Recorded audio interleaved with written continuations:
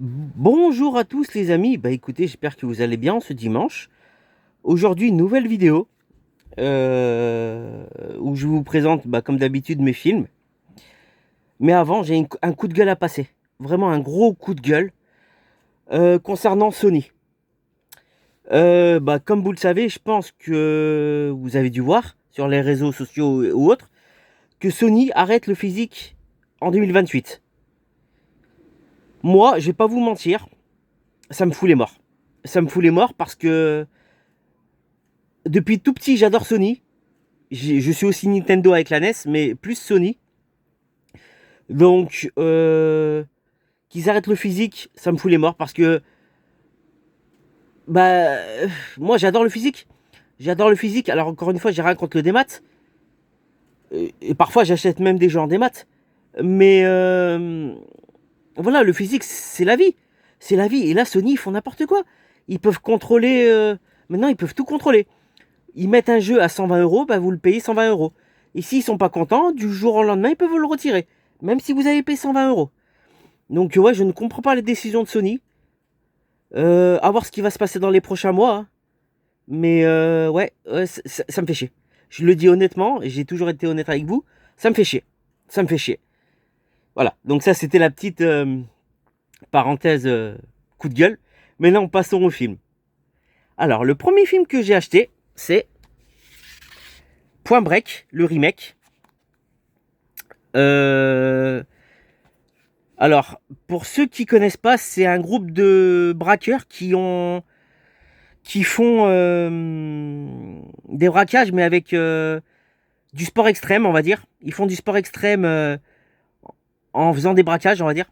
Je sais pas si vous voyez ce que je veux dire. Et il y a un agent du FBI qui va infiltrer le gang et essayer de les arrêter.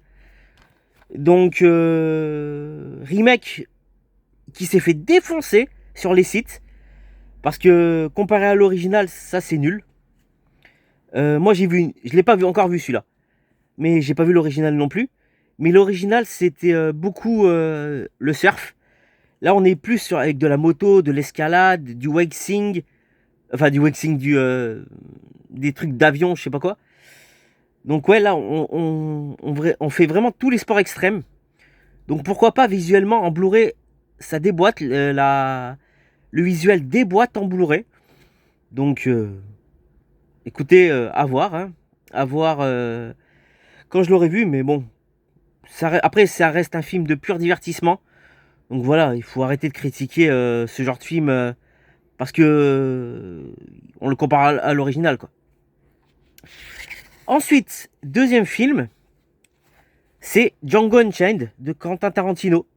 Excellent, vraiment excellent. Super western, super western, qui est pas mon préféré de Tarantino. Je préfère largement Kill Bill. D'ailleurs, Kill Bill qui va ressortir dans une version intégrale au cinéma. Donc ça va être très très bien. Et dans ce coffret, il y a l'OST, le DVD et le Blu-ray. Donc plutôt chouette. Avec un gros casting. Il y a Jamie Foxx, Christopher Waltz, Leonardo DiCaprio, Samuel L. Jackson. Donc gros casting. Gros casting pour ce western exceptionnel. Donc ouais, je vous le conseille. Après, comme toujours avec Tarantino, la violence est là, hein, bien évidemment. Mais je vous le conseille fortement. Ensuite, un film de d'Akira Kurosawa que j'ai pas vu. C'est Ran. Comment expliquer? Regardez, je vais vous laisser lire le résumé. Alors, je l'ai pas vu, mais visuellement, c'est peut-être un des plus beaux films de Kurosawa. Les plans ressemblent à des tableaux. Chaque plan est magnifique, de ce qu'on m'a dit, hein. De toute façon, Kurosawa, voilà, c'est un des maîtres du cinéma japonais. D'ailleurs, il faudrait que je me trouve les 7 samouraïs et Rashomon. Rashomon dans un somptueux coffret en bois. Son premier film, d'ailleurs, Rashomon, c'est le film qui a fait connaître le cinéma japonais en France. Et en plus, là-dedans, il y a... Alors, attends. Il y a... Voilà.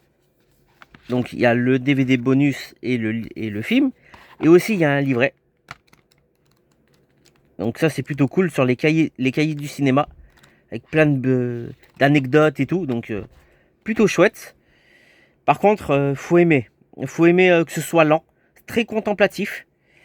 Le film dure 2h45, il me semble. Donc, si vous aimez les films contemplatifs et le cinéma japonais, ça fait partie de ses chefs-d'œuvre de Kurosawa, clairement. Ensuite, alors, un petit DVD de catch que j'ai pris, c'est Lockdown 2010. Voilà, bon, du catch classique, hein, à la TNA. La particularité de cet événement, Lockdown, c'est que tous les matchs se déroulent dans une cage. Donc, faut aimer. Moi, je suis pas très fan des matchs en cage. Mais celui-là était plutôt cool comme DVD, donc comme pay-per-view. Surtout le match Kurt Angle, Mr. Anderson, qui est sans conteste le match de la soirée. Kurt Angle, si vous le connaissez pas, c'est un catcheur qui a fait les JO d'Atlanta en 96. Et il a catché avec un coup brisé. Donc, ouais. Et quand il est venu au catch, pareil, hein, il avait son cou brisé. Et il y a plein de documentaires sur lui, donc je vous conseille de voir sa vie. C'est très passionnant et tragique, pour le coup.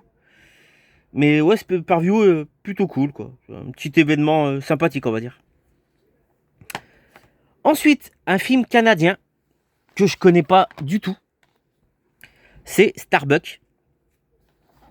Alors, en gros, c'est un Québécois qui est père de 500... Excusez-moi. Qui est père de 533 enfants, il me semble. Oui, il est le géniteur anonyme de 503... Enfin, 500 enfants qui veulent le retrouver. Donc voilà, film québécois que j'ai toujours pas vu, hein, bien évidemment. Donc voilà, c'est mon seul film québécois que j'ai. Donc, je sais pas ce qu'il vaut. Je sais pas ce qu'il vaut, mais à ce qui paraît, il est plutôt bon. Il y a eu un remake avec José Garcia, il s'appelle Fonzie, qui est pas terrible. Qui est vraiment pas terrible comparé à celui-là. Donc, bon, à voir. Hein. Mais après, je sais que l'humour québécois, c'est très spécial. Donc,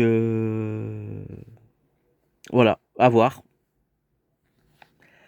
Ensuite, un film, bon, série B sympathique, sans plus. C'est Trigéred. Trigéred. En gros, l'histoire, c'est des jeunes qui vont faire du camping. Et quand ils se réveillent de leur sieste, on va dire, ils se retrouvent tous avec une bombe attachée autour... une bombe attachée à eux. Le truc, c'est que chaque participant, sur la bombe, ils n'ont pas le même temps. Il y en a qui ont 10 minutes, il y en a qui ont 2 minutes, il y en a qui ont 30 minutes. Et en gros, pour gagner du temps sur leur bombe, si je puis dire, il faut qu'ils tuent les autres. Par exemple, si quelqu'un tue quelqu'un qui a 5 minutes, il le tue, et ben il récupère ses 5 minutes. Par exemple, quelqu'un tue celui il a 10 minutes, et ben il récupère 10 minutes en plus. Voilà, c'est ce genre de truc. Donc voilà, petite série B sympathique. Les dialogues sont ouais, volent pas très haut, mais un mélange entre bataille royale et... Ouais, c'est une sorte de bataille royale en beaucoup moins bien. Mais voilà, ça reste sympathique. Ça reste sympathique pour une petite soirée. Voilà, c'est sympathique, on va dire. Ensuite, un film que hier je l'ai acheté. Hier j'ai acheté ce film. Je l'ai trouvé dans un cash pour 1,90€. C'est Killer Clown from Outer Space. Alors non, je l'ai pas payé 8€. Hein. Le vrai prix, il est là. Je l'ai pas vu. Je l'ai pas vu. En ce moment, je suis honnête avec vous, hein, j'ai le temps de voir aucun film à cause du boulot. Mais celui-là, à ce qui paraît, il est plutôt drôle. En gros, de ce que j'ai lu, c'est des clowns enfin des extraterrestres en forme de clown qui débarquent sur Terre dans un vaisseau spatial en forme de cirque et ils tuent des gens mais en mode comédie. Bah oui, comédie. Par exemple, de ce que j'ai vu en bande-annonce, un des clowns fait une ombre chinoise sur un mur et l'ombre chinoise mange les gens, ce genre de truc. Donc voilà, on est dans la comédie d'horreur. Années 80. Très content de posséder ce DVD. Parce qu'il y a le combo DVD Blu-ray qui est ressorti. Alors je sais plus chez quel éditeur. Mais celui-là, en DVD simple, il est pas simple à trouver, on va dire. Donc ouais, content de l'avoir. Et puis j'ai hâte de me le voir parce que tout le monde m'en dit que du bien. Alors c'est un nanar, certes.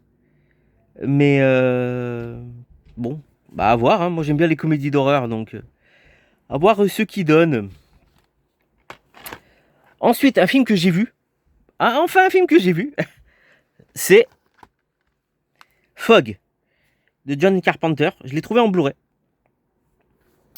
Excellent. Vraiment, celui-là, ça fait partie de mes préférés de John Carpenter. En gros, bah regardez, je vous laisse lire le résumé.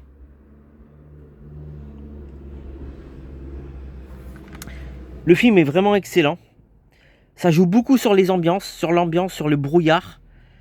Sur les morts, bon, sont ce qu'ils sont, mais c'est surtout l'ambiance. On est vraiment conte fantastique.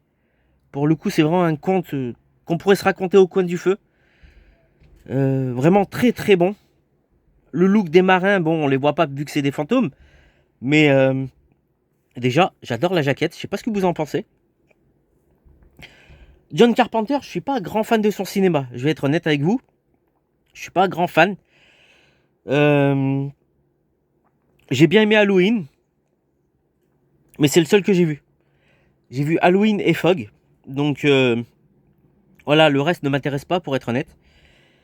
Donc ouais, celui-là très très bien. Il est très très bien et je vous conseille de le prendre en Blu-ray parce que le master est vraiment... on voit la différence avec le DVD quoi, très clairement. Et en plus, il y a pas mal de bonus. Il y a beaucoup de bonus donc c'est plutôt chouette. Ensuite, un jeu PS4 que j'ai acheté il y a un peu plus d'un an. Un de mes jeux fétiches. C'est Ace Attorney Collection. Excellentissime, vraiment excellent. Alors pour ceux qui connaissent pas les Ace Attorney, vous jouez un avocat qui doit enquêter sur des meurtres. On est sur un mélange entre visual novel, jeu d'enquête et point and click on va dire. Et la particularité de ce jeu, c'est le premier, il est sorti en France sur DS, mais en anglais. Il est jamais sorti en français.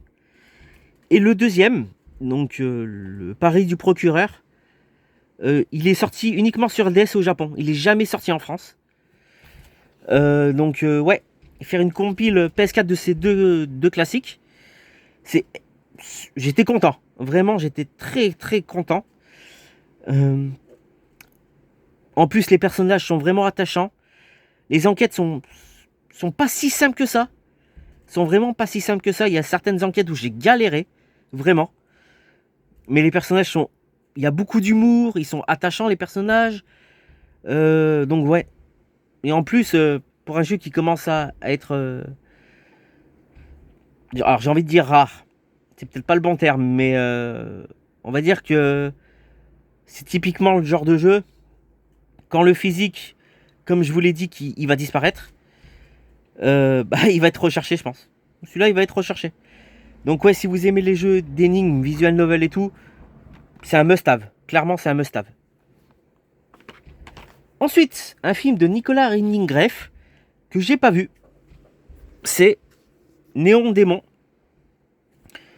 Alors, je sais pas de quoi ça parle. Je sais juste que c'est un truc de mannequin.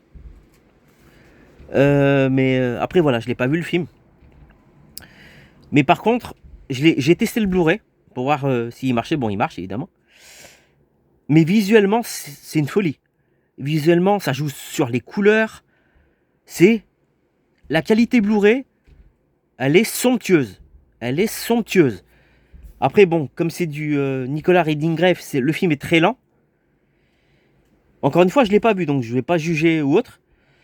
Mais déjà, visuellement, c'est une masterclass. La musique, bah pareil, c'est une des plus belles de Cliff Martinez, celui qui a fait Drive. Et on sait que déjà que la musique de Drive, voilà, c'est une musique culte. Hein. Donc ouais, à voir ce qu'il donne. Je sais juste que c'est un truc de mannequin. Pour le reste, je découvrirai ça. Ensuite, un autre film, Le Pacte des loups, que j'ai vu. Il est très bien. Il est très bien. Déjà, il y a un gros casting. Il y a Samuel Le Bihan, Marc Dacascos, Émilie Dequesne, Jean-Yann, Sagomor Stevenin. Gros casting. Alors là, comme vous le voyez, c'est une belle édition collector. Je vais vous montrer ce qu'il y a à l'intérieur. Voilà. Il y a tout ça. Il y a 4 DVD déjà. Donc il y a le film version longue. Le deuxième disque, c'est le making-of. Le troisième disque, les entrailles de la bête. Et le quatrième film, c'est un téléfilm, il me semble, ou un film. La bête du Gévaudan d'Yves André Hubert. Le film, il a été fait en 67.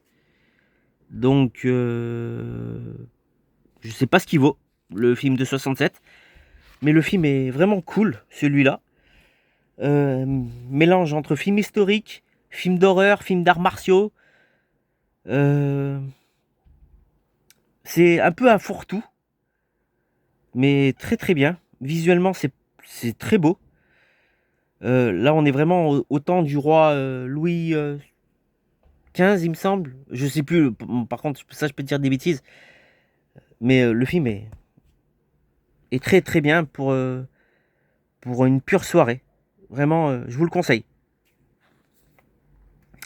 Ensuite, un autre coffret, et je garde après les 2 meilleurs pour la fin. Un autre coffret que j'ai trouvé à Emmaüs. C'est le coffret Irréversible et Seul contre tous. Alors, 2 films de Gaspard Noé. Bon, on sait que Gaspard Noé, voilà.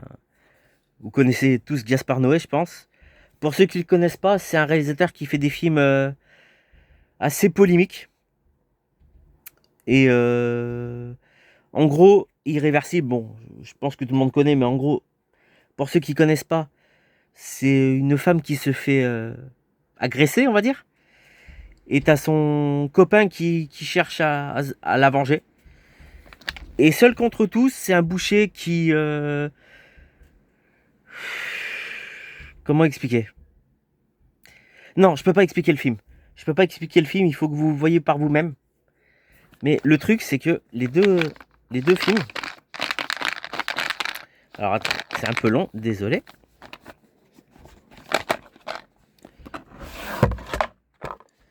Voilà, désolé, c'est un peu long. Donc déjà, il y a la carte d'Irréversible. Bon, je l'ai trouvé comme ça. Ensuite, dans Irréversible, il y a... Il était complet, donc j'étais content. Il y a l'OST. Il y a donc le film. Les 2 cartes. Et le petit livret. Donc ça, c'est plutôt chouette. Surtout pour l'OST. Et ensuite, Seul contre tous, il y a le film. Pareil, les 2 cartes. Et la lettre que je vais pas lire parce qu'elle est très trash. Et j'ai pas envie de me faire bannir de YouTube. Donc ouais, coffret intégral que j'ai trouvé. Donc ça, c'est plutôt chouette pour 2 €. Donc très très très content. Et ensuite, alors là par contre, les 2 derniers films que j'ai à vous montrer. Comment expliquer? C'est des masterclass. C'est des masterclass. C'est 2 films de Lucio Fulci, édités par Le Chat qui fume. Je vais vous montrer à part un, évidemment. Le premier film, c'est Frayeur. Alors déjà, avant de parler du film, regardez-moi cette jaquette. Elle est somptueuse. Elle est somptueuse. En plus, comme d'habitude avec le Shaki Film, c'est blindé de bonus. Alors, l'histoire du film, c'est un prêtre qui se pend et il ouvre une des 7 portes de l'enfer. Et t'as une médium et un journaliste qui vont essayer d'empêcher d'ouvrir cette porte, on va dire. Et le film, il est très Lovecraftien dans son traitement. C'est-à-dire qu'il y a beaucoup de brouillard, les personnages deviennent fous, etc. etc. Donc très Lovecraftien. Mais par contre, il y a 2 scènes choc que je peux pas dire. Voyez le film et les scènes, vous allez vite comprendre de quoi il s'agit. Mais l'édition est magnifique, est somptueuse et ça fait partie de mes plus belles éditions. Très clairement. Et le deuxième film, pareil, on va dire que c'est la suite de Frayeur. C'est L'Au-delà. Pareil, le visuel est somptueux. Le chat qui fume, on va pas se mentir, il se moque pas de nous. Hein. Il se moque pas des gens qui achètent. Regardez-moi ça. C'est magnifique. Les jaquettes sont magnifiques. Et pareil, c'est blindé en bonus. Et en gros, ce film, c'est un peintre qui peint une version de l'enfer. Donc les villageois vont le massacrer, il n'y a pas d'autre terme. Et 54 ans plus tard, il y a une femme qui rachète l'hôtel. Et on va dire qu'il y a des phénomènes paranormaux qui vont se produire. Et pareil que Frayeur, il y a des scènes vraiment chocs. La scène de l'araignée, la scène de l'acide, la fin. Donc voilà, on est vraiment sur 2 films très gore. Sauf que l'au-delà, limite c'est un film... Alors, attention à ce que je vais dire. Attention à mes propos, mais c'est limite dans son traitement un film pornographique. C'est tellement hard que, ouais, c'est limite un porno. Alors, je précise, il n'y a aucune scène de sexe ou autre. Mais c'est tellement hard que, ouais, c'est limite un porno, quoi. Mais ouais, visuellement, c'est parfait. Tout le film est magnifique. Hâte de le redécouvrir en Blu-ray 4K. Donc ouais, ça fait partie très clairement de mes plus belles pièces. Très clairement. Et bah écoutez les amis, merci à tous de m'avoir suivi. Et puis bah je vous dis à la prochaine.